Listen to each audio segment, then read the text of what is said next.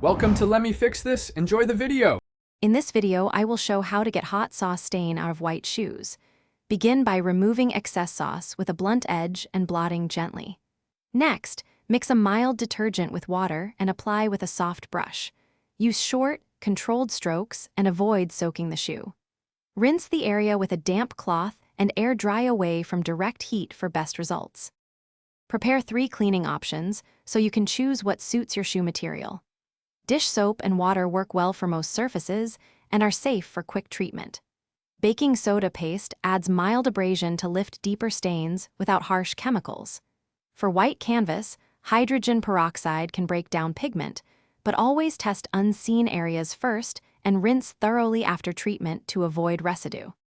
Focus on gentle technique to protect the shoe while removing the stain. Use small circular motions with a soft brush to loosen pigment without abrading material. Rinse with a clean, damp cloth to remove soap and residue, repeating if necessary until water runs clear. Stuff shoes with paper to maintain shape and let them air dry at room temperature, avoiding direct sunlight or heat that can warp materials.